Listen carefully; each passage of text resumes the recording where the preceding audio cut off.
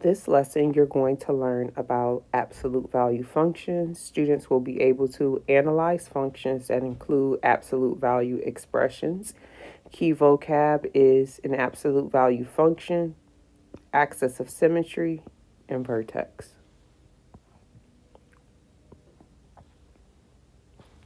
In this first question here, they want to know what are the features of the graph of f of x equal to the absolute value of x.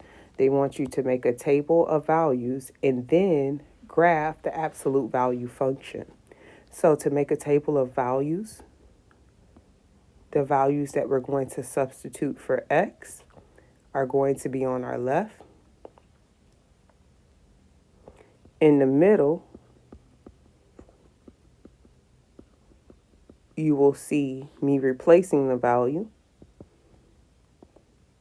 And in the last row, you will see the ordered pair that I'm going to plot on the graph. So I am going to use negative numbers, starting with -2, -1, 0, and then positive numbers, 1 and 2.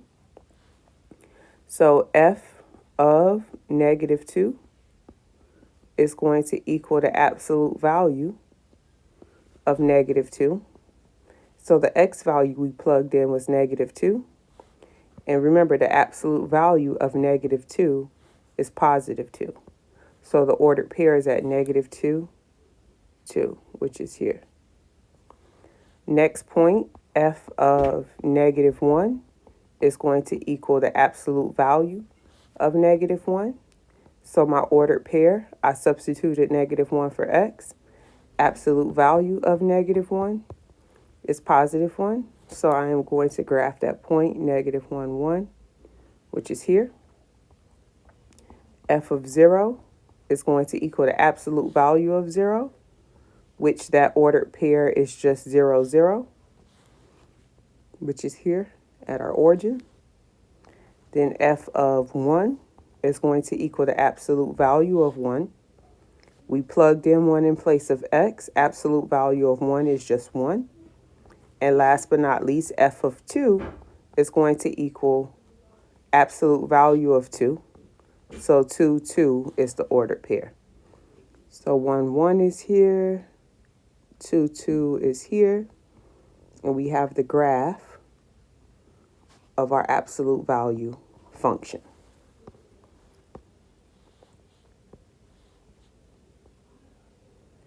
And that's exactly what you see they've done here.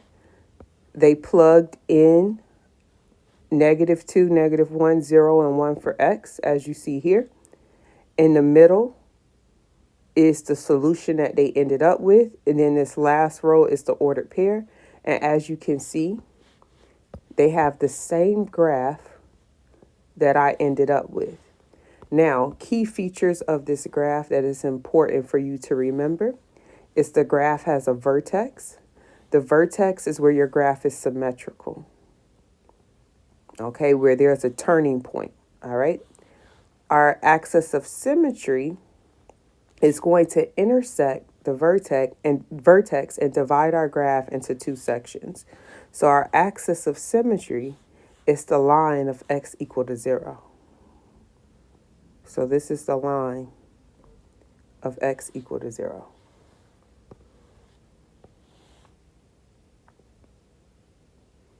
Next, what are the domain, your set of x values, and your range, your set of y values of f of x equal to the absolute value of x? Well, let's look at the graph.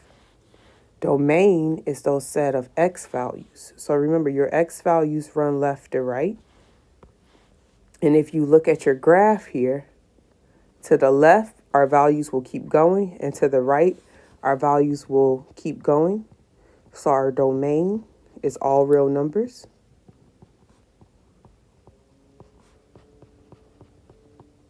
Or in set builder notation, x is a real number. Our range, okay, when trying to determine our range, We look this way at our set of y values, and we'll notice that our range is starting at 0, and then those values are increasing. So our range, our set of y values, is greater than or equal to 0. How do the domain and range of g of x equal to 2 times the absolute value of x compare with the domain and range of f of x equal to the absolute value of x? On the previous example, I showed you how you would graph f of x equal to the absolute value of x. So I am going to go ahead and plot those points. 1 at 0, 0, 1, 1, 2, 2. Another point at negative 1, 1, and negative 2, 2.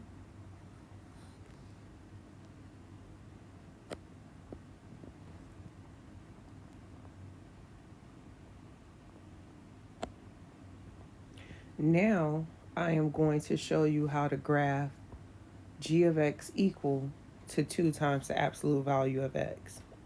So the first column is the x values that you choose. I'm going to use the same x values I used for f of x equal to the absolute value of x.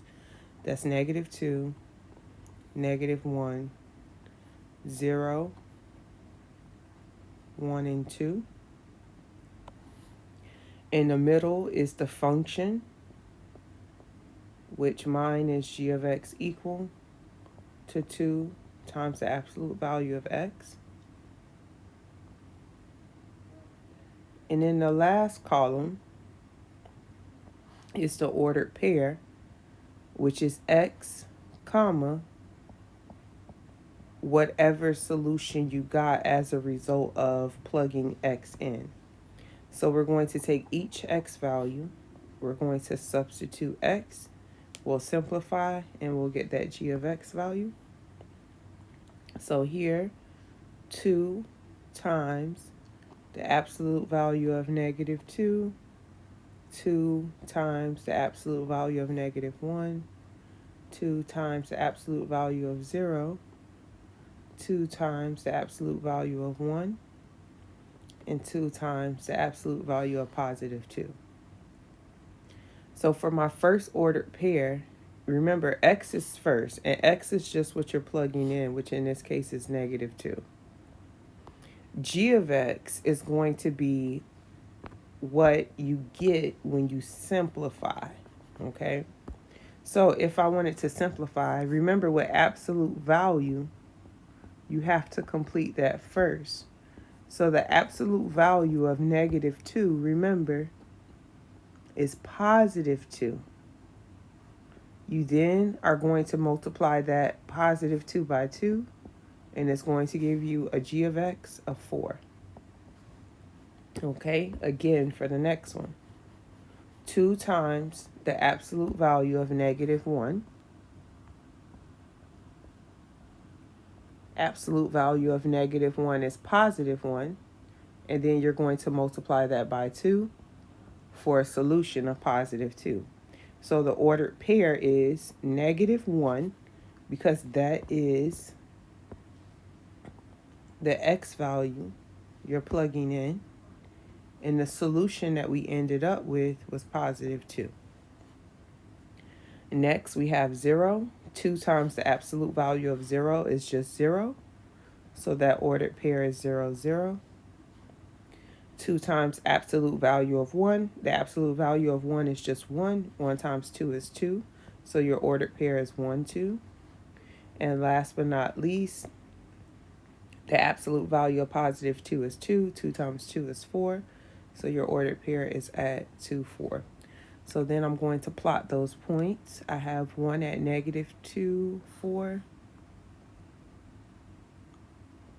Another at negative 1, 2. 0, 0.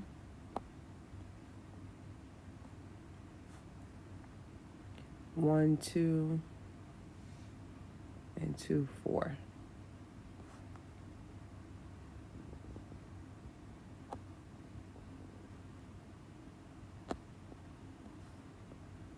Now that we have the graph of both functions, we can compare the domain and range.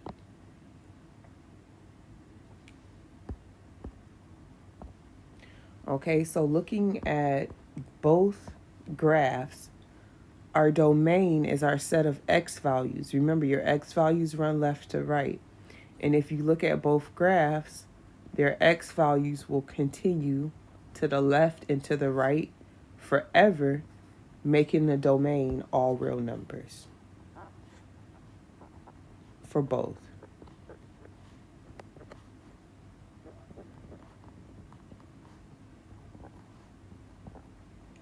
In set builder notation, x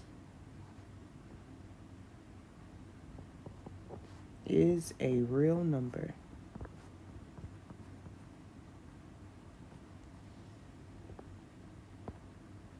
Now we're going to determine the range.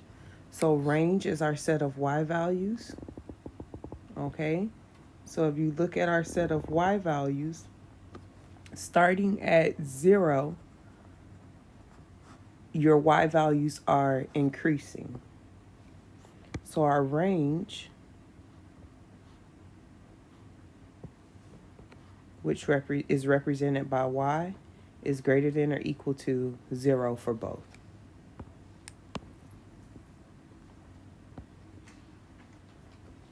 On this next slide here, what you have is, if your graph is positive, your graph is going to be located above the x-axis. If your graph is negative, it'll be located below the x-axis. And if your graph is neither positive nor negative, it will be located on the x-axis.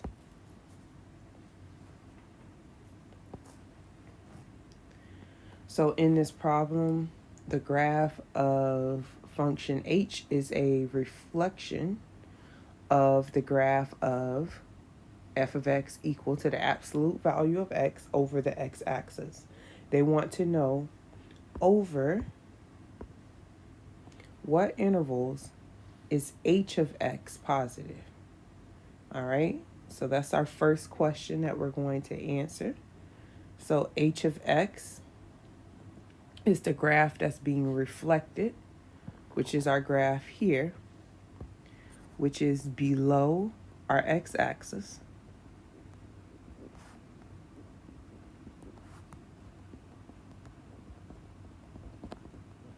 So since the graph is below our x-axis, they want to know over which intervals is h of x positive. It's never positive.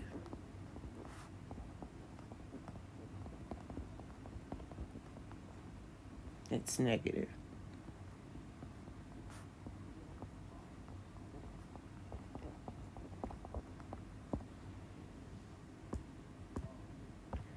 All right, they want to know over what intervals is h of x negative. Again, the entire graph is negative.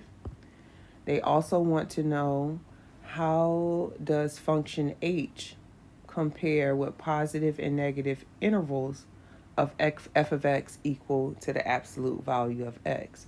Well, how does it compare? The graph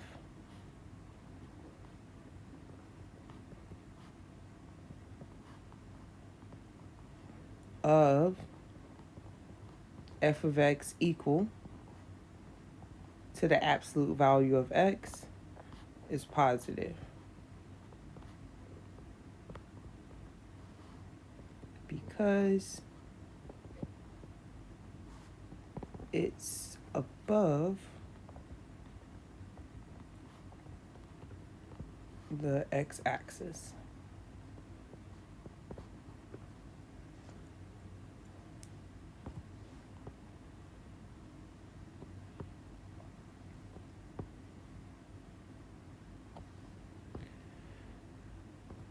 All right. Jay rides in a boat from Monroe County to Collier County. The graph of the function d of t equal to 30 times the absolute value of t minus 1.5 is going to show the distance of the boat in miles from the county line at T hours. Assume the graph shows J's entire trip. So the first thing they're showing you in this graph is they're showing you key features of the graph. So if you look here, you read a graph always from left to right, just like you read a book. Okay, so if I read a graph from left to right, just like I read a book, this part of my graph, my function is decreasing. Okay, so your function is decreasing between 0 and 1.5 hours. So the distance is decreasing, meaning the boat is moving closer to the county line between that time. Then our graph takes a turn and we see that our graph starts to increase. The function is increasing. So between 1.5 and 3 hours, we see that our function is going to be increasing. Another key feature you have is the minimum on your graph. So the minimum distance from the county line is going to be 0 miles. So those are key features of this absolute value function.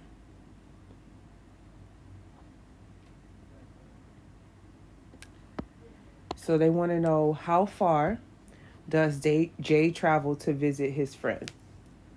Okay, so they want to know his distance.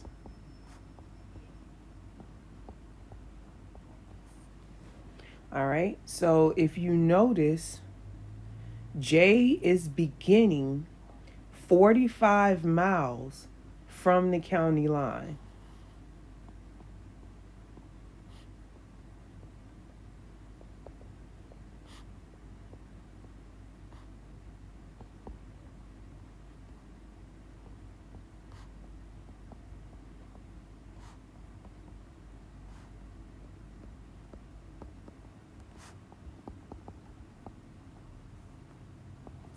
Okay, so he's beginning 45 miles from the county line. He is then going to travel an hour and a half towards the county line. He reaches and then he travels 45 miles away.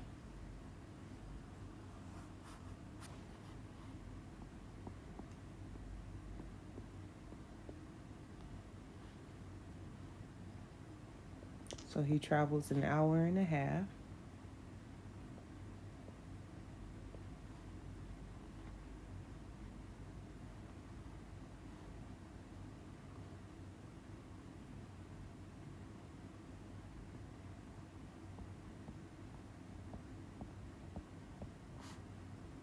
Reaches, then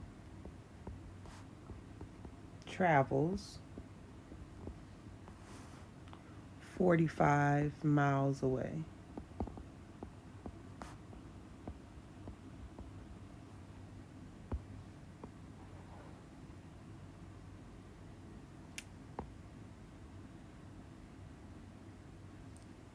All right, so 45 there, 45 away. That's a total of 90 miles that he travels. Part B, how does the graph relate to the domain, which represents your set of x values, and the range, which represents your set of y values, which is represented by the distance. So domain is represented by time, and range, the distance. All right, so for our domain,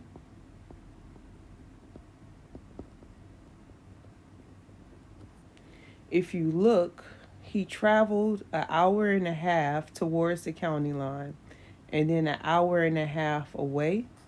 So the total trip was 3 hours.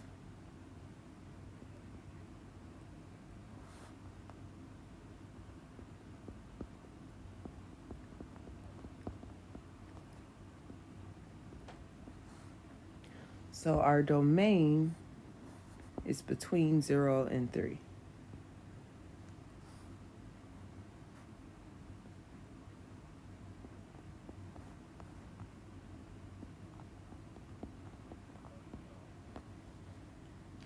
Whereas our range is represented by our max and our min.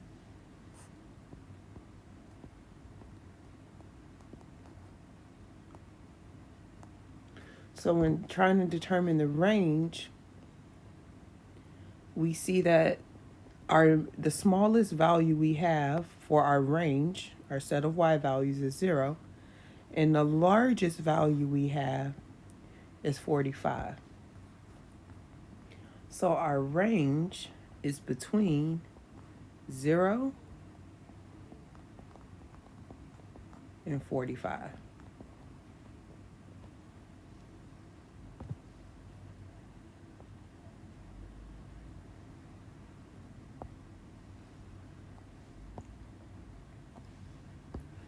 In this problem, a cyclist competing in a race rides past a water station.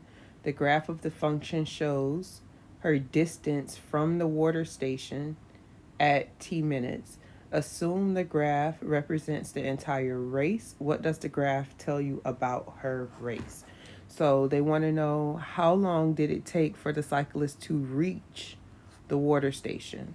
Well, the graph represents her distance from the water station, and you want to see where she's starting. So they want to know, how long did it take? So if they want to know how long did it take, they want the time. Okay, so this is where she's starting.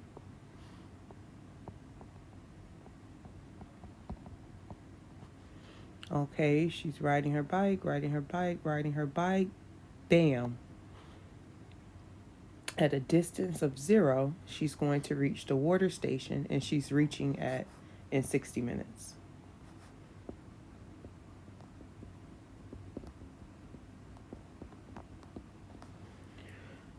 How far was she from the water station at the start of the race? Okay, so now they want the distance. She was 20 kilometers.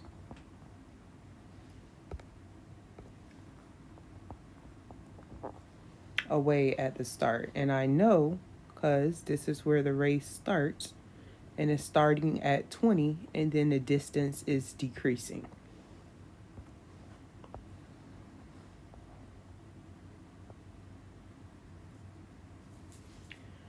The graph shows Jay's boat ride across the county line from example 3. What is the rate of change over the interval 2 to 2.5, and what does it mean in terms of the situation? All right, so rate of change. Whenever you hear rate of change, think of slope. So remember slope, your slope formula is y2 minus y1 over x2 minus x1. So for our problem, our y is represented by the distance. So in the numerator, change in your distance, which is represented by d of t, over the difference with x, which is represented by time. So change in time. Okay, so they already told you what points to focus on. However, they did not give you those corresponding y values. So let's see. We have 1 point here with a time of 2. And then if you look over, your distance is between 10 and 20, which is 15. So we have 1 point at 2, 15. And our other point is located here. So our x is 2.5, and our y, if we look over, is 30.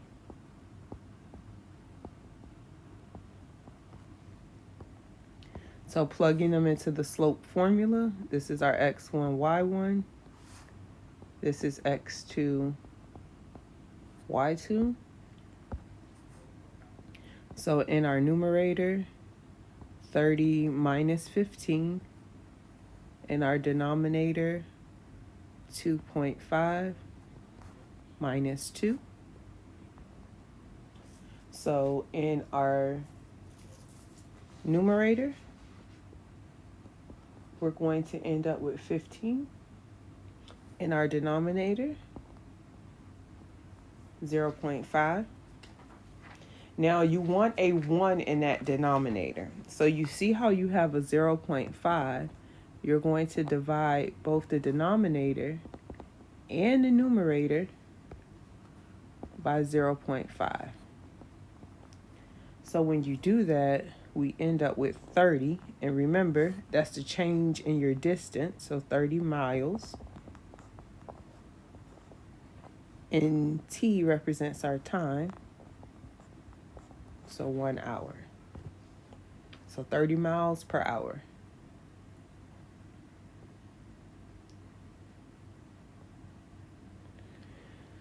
So lastly here, I just left the explanation. The rate of change over this interval, that specific interval, is 30. And what it represents is the speed of the boat in miles per hour. Since the rate of change is positive, J's distance from the border is increasing.